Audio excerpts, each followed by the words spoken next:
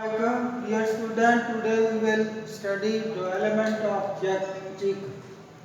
चूजे की डेवलपमेंट कैसे होती है, तो ये एक एग्जाम्पल के तौर पे हम पढ़ रहे हैं। बाकी वर्टिब्रेट्स की डेवलपमेंट भी इसी से मिलती जुलती है। तो सबसे पहले जो है ये जो है अंडा है उसके अंदर गोनैड होंगे, ओवरी। ओवरी से एग जो है ये बन के निकलेगा। ओवरी से एग निकलने को कहते हैं ओव्यूलेशन। जैसे ही ये ओवरी से निकलेगा ये उस वक्त सिर्फ जर्दी वाला हिस्सा होगा और इस पे थोड़ा सा हिस्सा न्यूक्लियस और साइटोप्लाज्म वाला होगा, बाकी इसमें जर्दी होगी। और ये इस नाली का नाम है ओविडक्ट। जब इसमें ये दाखिल होने लगेगा एग तो स्पर्म जो है इसको मिलेगा और यहाँ इसकी फर्टिलाइजेशन हो जाएगी और फिर ये रास्ते में डिवाइड करना शुरू कर देगा। और इसके अलावा इसके ऊपर फिर एल्ब्यूमन जो है, जो वाइट हिस्सा होता है, पहले वो पानी की तरह का होता है, गर्म करे तो वो वाइट हो जाता है, वो लगाया जाएगा। वो भी एक किस्म की खुराक होगी इसकी। फिर इसके ऊपर मेम्ब्रेन्स लगाई जाएंगी और फिर जब ये शेल ग्लैंड में पहुंचेगा तो इसके ऊपर एक शेल जो है वो बनाया जाएगा और फिर ये क्लोएका जो सुराख है जिस्म का, यहाँ से ये बाहर निकलेगा।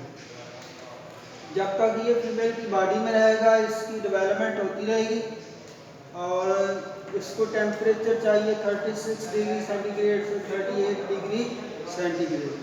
तो ये इनकी बॉडी के अंदर से ये मिलेगा इसको। और अगर ये जिस्म से निकल आया, अंडा बाहर आ गया, तो फिर अगर इतना टेम्परेचर ना मिले, इससे कम मिले, तो फिर डेवलपमेंट बंद हो जाएगी। और अगर इतना ही टेम्परेचर इसको मिल जाए, या तो मुर्गी ऊपर बैठेगी तो फिर मिलेगा, या फिर इसको इंक्यूबेटर में रखेंगे तो उसका टेम्परेचर इतने सेंटीग्रेड पे आपने एडजस्ट कर देना, फिर इसकी डेवलपमेंट जो है ये जारी रहेगी। तो 21वें दिन जो है ये पूरा चूजा जो है वो बन जाएगा और हैचिंग का मतलब है अंडे से बाहर निकल आएगा। अब हम शुरू से पढ़ेंगे कि सबसे पहले जब फर्टिलाइजेशन हो जाएगी तो उसके बाद जो डिवीजन होगी, जैसे ही आप देख रहे हैं, तो ये वो वाला एग आपको नज़र आ रहा है जो ओवरी से निकल के यहाँ पे आके फर्टिलाइज हुआ है। तो इसमें ज़्यादातर आपको ये योक नज़र आ रही है, गर्दी नज़र आ रही है, और इसमें ये ब्लैक सा जो है ये थोड़ा सा हिस्सा साइटोप्लाज्म और न्यूक्लियस वाला है। तो इस हिस्से में यहाँ डेवलपमेंट होगी, बाकी गर्दी जो है उसमें कुछ नहीं होगा। तो सबसे पहले जो है वो क्लीवेज माइटोसिस डिवीजन्स होती हैं। इसमें सेलों का साइज बड़ा नहीं होता, साइज उतना ही रहता है जितना कि जाइगोट का है। हर दफ़ा वो सेल जो है वो पहले से छोटे होते जाते हैं डिवीजन के लिए। तो इन डिवीजन्स को क्लीवेज कहते हैं। सबसे पहली डिवीजन जो है ये आप देख रहे हैं, यहाँ से ये आसमान से ज़मीन की तरफ हो रही है, तो इस तरह की डिवीजन को कहते हैं वर्टिकल। और दूसरी भी वर्टिकल होगी, लेकिन पहली के राइट एंगल पे होगी। मतलब पहली अगर मशरक से मगरब की तरफ डिवीजन हुई है, तो दूसरी जो है वो शुमाल से जनूब की तरफ होगी। और इसके बाद तीसरी डिवीजन होगी हॉरिजॉन्टल। हॉरिजॉन्टल से मुराद ऐसे करके है जैसे आसमान और ज़मीन जहाँ से मिलते हुए हमें नज़र आते हैं, तो उस सिमत में ये डिवीजन होगी। और इसके बाद फिर डिवीजन जो है वो इतनी तेज़ी से होगी कि कोई पता नहीं चलेगा कि किस तरह की डिवीजन हो रही है। तो इसके नतीजे में जर्दी का वो हिस्सा जो साइटोप्लाज्म और न्यूक्लियस वाला यहाँ पे आपको ये थोड़ा सा नज़र आ रहा था, इसको अब बड़ा करके दिखाया।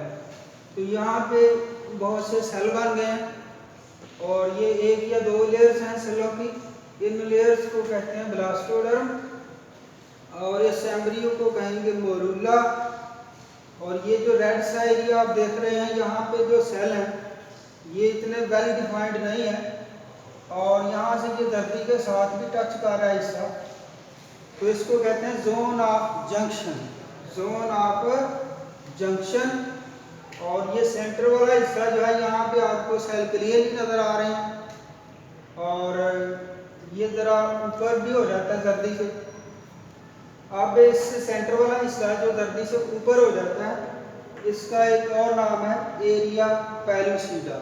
Area pellucida. और जहाँ से ये धरती के साथ लगा हुआ है उसको कहते हैं एरिया ओपेका, या जोन ऑफ जंक्शन भी इधर मैंने आपको बताया, और एरिया ओपेका भी कहते हैं इसको। और सेंटर वाले हिस्से को एरिया पेल्यूसिड। जहाँ से जल्दी से ये ऊपर हो गया सेल, वहाँ एक सोल्यूशन सा जमा हो जाता है। इस खाली जगह का नाम है सब जर्मिनल स्पेस, सब जर्मिनल स्पेस। और ये जो ब्लास्टोडर्म धरती से ऊपर हो गया, इतने इतने हिस्से को यहाँ पे लेबल किया हुआ है एरिया पेल्यूसिडा। और ये हिस्सा जहाँ से ये धरती के साथ टच कर रही है लेयर, इसको कहते हैं एरिया ओपेका, और ये धरती है। इसके बाद इस स्टेज को क्योंकि मोरूला कहते हैं और इसके बढ़ने के उनको मोरुलेशन कहेंगे। इसके बाद ब्लास्टुलेशन होगी और जो एम्ब्रियो है उसको फिर ब्लास्टुला कहेंगे। ब्लास्टुलेशन के दौरान क्या होगा कि ये जो आपको लेयर्स इकट्ठी नजर आ रही हैं, ब्लास्टोडर्म जिसको कहते हैं, ये स्प्लिट हो जाएगी दो लेयर्स में। एक लेयर ऊपर हो जाएगी और एक नीचे हो जाएगी। ये ऊपर वाली लेयर जो है ये ब्लू कलर की आपको नजर आ रही है, इसका नाम है एपीब्लास्ट। एपीब्लास्ट को कहते हैं प्रिजम्प्टिव एक्टोडर्म एंड मेसोडर्म, यानी इस लेयर के सेलों से बनेंगे मेसोडर्म के सेल और एक्टोडर्म के सेल, लेकिन अभी वो बने नहीं हैं, तो इसलिए इसको प्रिजम्प्टिव एक्टोडर्म और मेसोडर्म आप कह सकते हैं या एपीब्लास्ट कह सकते हैं। ये इसके नीचे जो खाली जगह आपको नजर आ रही है इसको कहते हैं ब्लास्टोसील, ब्लास्टोसील। और फिर इसके नीचे जो आपको रेड कलर की लेयर नजर आ रही है इसका नाम है हाइपोब्लास्ट। हाइपोब्लास्ट के नीचे भी आपको ये थोड़ी सी स्पेस नजर आ रही है, सब जर्मिनल स्पेस। और इसके नीचे आपको ये जर्दी नजर आ रही है, योक, एग योक। अब इसके बाद अगली स्टेज में भी तकरीबन यही लेयर्स आपको नजर आ रही हैं। एपीब्लास्ट जिसको प्रिजम्प्टिव एक्टोडर्म और मेसोडर्म कहेंगे, और इसके नीचे जो खाली जगह है ये ब्लास्टोसील, और फिर इसके नीचे रेड कलर की लेयर हाइपोब्लास्ट जिसको कहेंगे प्रिजम्प्टिव एंडोडर्म, उससे एंडोडर्म बनेगी। और इसके नीचे सबजर्मिनल स्पेस और फिर ये योक। अब इसके बाद होगा गैस्ट्रुलेशन और नोटोकार्ड फॉर्मेशन। ये जो एपीब्लास्ट है इसके सेल डिवाइड करेंगे और डिवीजन के दौरान दोनों साइडों से ये सेंटर में जमा होना शुरू हो जाएंगे और एक उभार सा आपको नजर आएगा, प्रिमिटिव स्ट्रीक। प्रिमिटिव स्ट्रीक जो है ये लंबाई में इजाफा करती जाएगी और इसके अगले सिरे पे ज़्यादा सेल जमा हो जाएंगे। अगर आप इसको लंबाई की तरफ देखें तो फिर आपको ऐसे करके नजर आएंगे कि अगले साइड पे ज़्यादा सेल जमा हो गया, इसको कहते हैं प्रिमिटिव नोड या नोटोकार्डल सेल्स, और आगे जाकर इनको हैंसन्स नोड भी कहते हैं। इस तरह से ये जो एम्ब्रियो की लंबाई है उसको ये दाखिल कर रही है। अब प्रिमिटिव स्ट्रीक के सेल जो हैं जब यहाँ पे जमा होंगे तो ये जो आपको ऊपर से ये राउंड नजर आ रही थी एपीब्लास्ट, अब ये पीयर शेप्ड नजर आएगी, थोड़ा सा उभरा हुआ हिस्सा नजर आएगा। फिर यही सेल जो है ये इस जगह पे आना शुरू हो जाएंगे ब्लास्टोसील के अंदर, जैसे इस डायग्राम में आप देख रहे हैं। और ये जो प्रिमिटिव स्ट्रीक आपको उभरी हुई नजर आ रही थी अब ये नीचे की तरफ हो गई है और यहाँ पे एक नाली सी बन रही है, इस नाली का नाम है प्रिमिटिव ग्रूव, और इसके किनारे जो हैं इनका नाम है प्रिमिटिव रिजेस। तो ये सेल जो हैं मेसोडर्म के ये यहाँ पे आ रहे हैं ब्लास्टोसील के अंदर। इसके बाद इस डायग्राम में देखें तो वो सारे सेल जो मेसोडर्म के थे वो इधर आ गए हैं। अब ऊपर कोई सिर्फ एक्टोडर्म के सेल ही रह गए और एक्टोडर्म दोनों साइडों से लंबी हो रही है और गोल हो रही है, सारे एम्ब्रियो को ढांपने की कोशिश कर रही है। जैसे इस तस्वीर में आप देख रहे हैं ये सारी नीली जो लाइन है इसने सारे एम्ब्रियो को ढांप लिया, ये इसकी एक्टोडर्म है। उसके बाद यहाँ से आप नीचे की तरफ देखें तो ये जो हाइपोब्लास्ट है ये भी ऐसे बढ़ रही है साइडों की तरफ आउटवर्ड्स और फिर डाउनवर्ड्स, और इस तरह से ये यहाँ पे आपको ब्लैक कलर की नजर आ रही है और ये मुकम्मल एक गोल नाली बन गई है, इसको कहते हैं गट, और इस लेयर को कहेंगे एंडोडर्म, और ये जो स्पेस है इसको कहेंगे गट, ये डाइजेस्टिव सिस्टम बनाएगी।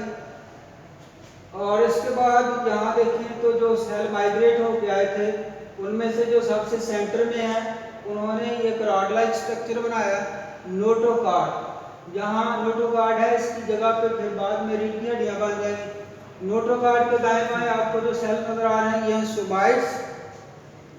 सोमाइट्स जो हैं ये रीढ़ की हड्डियां भी बनाएंगे और इनसे कमर के मसल भी बनेंगे। और नोटोकॉर्ड वाली जगह जो है ये फिर ऑक्यूपाई हो जाएगी, यहाँ रीढ़ की हड्डी आ जाएगी, वर्टिब्रल कॉलम आ जाएगा। इसके बाद ये जो रेड कलर के सेल आपको नजर आ रहे हैं इनको कहते हैं लेटरल प्लेट मेसोडर्म।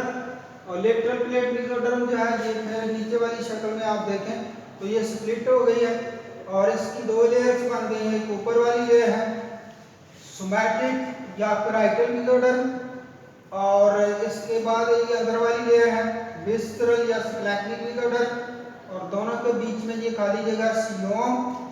और इस तरह से ये 3 लेयर्ड एम्ब्रियो जो है ये बन चुका। इसको कहते हैं गैस्ट्रुला और इसके बनने के अमल को कहेंगे gastrulation. Thank you very much.